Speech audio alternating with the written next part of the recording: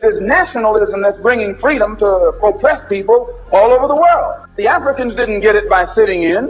They got it through nationalism. Personnage afro-américain majeur de l'histoire, Malcolm X semble constituer un objet d'étude intéressant. Sa motivation nationaliste ainsi que son évolution personnelle et intellectuelle permettent alors de mettre en lumière l'interdépendance des acteurs nationalistes du XXe siècle. Ainsi, l'intérêt de cette vidéo, ça va être de montrer en quoi la trajectoire évolutive de Malcolm X, qu'elle soit personnelle, politique ou idéologique, est alors le symbole des enjeux sous-jacents au nationalisme noir américain. Faisant partie de la pègre bostonienne, Malcolm Little entre en prison. Il va très rapidement développer un appétit très prononcé pour la lecture, sous l'influence de John Bembry. En prison, il découvre alors le mythe religieux de l'organisation nationaliste afro-américaine Nation of Islam, c'est-à-dire un islam dérivé fondé sur la différence des races et sur la supériorité des Noirs. En 1952, à sa sortie de prison, alors surveillé par le FBI, il rejoint Nation of Islam. Rejetant son nom hérité de l'esclavage, Malcolm Little devient Malcolm X, un nationaliste afro-américain connu pour son charisme, sa rhétorique et sa brutalité idéologique. The same slave master who owned us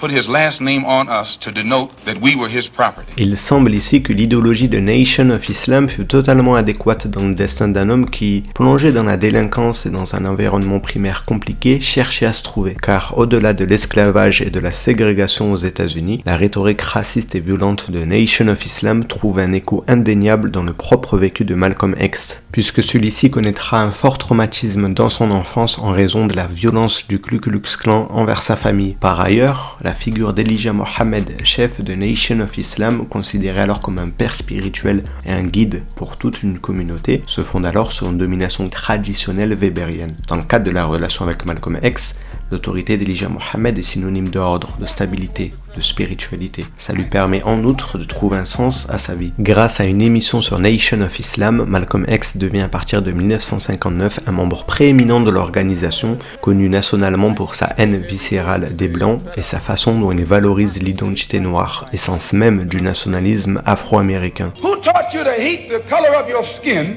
to such extent that you bleach to get like the white man? Who taught you to hate the shape of your nose and the shape of your lips? D'autre part, il se pose un sérieux adversaire du mouvement américain pour les droits civiques, considérant alors que la défense de la communauté noire américaine doit se faire par la violence et la révolution. A revolution is bloody. Revolution is hostile. Revolution knows no compromise. Revolution overturns and destroys everything that gets in its way. La démarche pacifique, assimilationniste et réformiste de Martin Luther King est alors perçue comme un symbole de soumission des Noirs aux Blancs. There was two kinds of slaves. There was the house Negro and the field Negro. And if you came to the house Negro and said, let's run away, let's escape, let's separate, that house Negro would look at you and say, man, you crazy. What you mean, separate? And if someone come to you right now and say, let's separate, you say the same thing that the house Negro said on the plantation. What you mean, separate? From America? This good white man? En ce sens, la plus grande divergence entre les deux hommes résidait dans le fait que le combat de Martin Luther King se concentrait sur l'intégration des Noirs d'Amérique, là où Malcolm X était plutôt internationaliste. Il ne se considérait pas comme américain et voulait unir tous les opprimés de la planète. Le professeur d'histoire des États-Unis à Sciences Po Paris Pap Ndiaye dit à ce propos que là où King parlait des droits civiques, Malcolm parlait des droits de l'homme. L'intérêt de cette vidéo, c'est de montrer en quoi Malcolm X est en perpétuelle interaction et en interdépendance avec les autres acteurs, convergents et divergents au fil de son évolution personnelle et intellectuelle. Au début des années 1960, de nombreuses tensions entre Nation of Islam et Malcolm X apparaissent. Des tensions tout d'abord personnelles, l'adultère d'Elijah Muhammad avec de jeunes secrétaires du mouvement gêne de plus en plus Malcolm X. Des tensions politiques aussi, car à la mort de Kennedy, Malcolm X dira que le président des États-Unis a récolté ce qu'il a semé, c'est-à-dire la haine et la violence. Alors en pleine ascension au sein de Nation of Islam, Malcolm X sera interdit de prendre la parole pendant 90 jours et sera poussé vers la sortie. Notons aussi des désaccords idéologiques car Malcolm X perçoit le nationalisme afro-américain comme dissociable de la religion. Il souhaite alors organiser le rassemblement de tous les Noirs d'Amérique et pas simplement des Noirs musulmans. Par ailleurs, dans un second temps, il veut se rapprocher du mouvement américain des droits civiques, en raison du fait que leur objectif est le même et que le mouvement porté par Martin Luther King constitue le plus grand mouvement afro-américain de l'histoire. Un avis absolument pas partagé par Nation of Islam qui plaide alors pour une ségrégation raciale. Des divergences enfin liées à la religion, puisque Malcolm X, sous l'influence du fils d'Elijah Muhammad, s'intéresse à l'islam sunnite orthodoxe, très éloigné de l'islam peint par Nation of Islam. Le 8 mars 1964, la rupture est consommée entre les deux parties. Malcolm X se convertit ensuite à l'islam sunnite orthodoxe, puis fait son pèlerinage à la Mecque.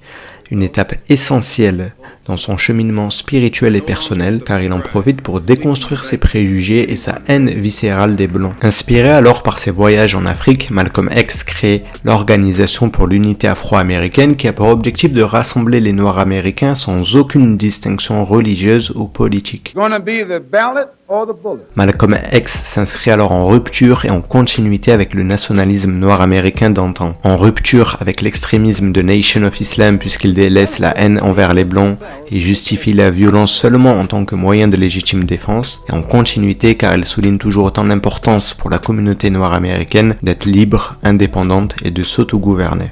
The political philosophy of black nationalism only means that the black man should control the politics and the politicians in his own community. We must understand the politics of our community, and we must know what politics is supposed to produce. We'll have to carry on a political program of re-education to open our people's eyes, make us become more politically conscious, politically mature. Regrettant la perte d'un potentiel leader mondial, Martin Luther King qualifiera l'assassinat de Malcolm X le 21 février 1965 comme une grande tragédie, regrettant que son meurtre se soit produit à un moment où celui-ci avait une meilleure compréhension du mouvement non violent. En effet, cet assassinat a fait avorter le début de rapprochement idéologique entre les deux hommes, tandis que Malcolm commençait à privilégier l'intégration des Noirs à leur exclusion des États-Unis. King, quant à lui, connaissait une radicalisation progressive de ses idées, notamment liée à la guerre du Vietnam. Tributaire de ses leaders, le nationalisme afro-américain connaîtra d'importantes transformations à partir des années 1970, pour ne pas dire un certain déclin.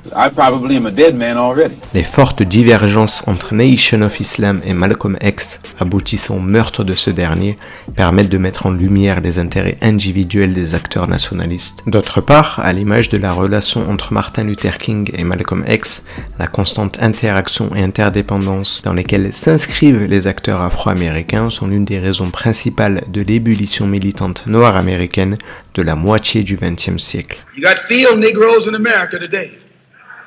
I'm a field Negro.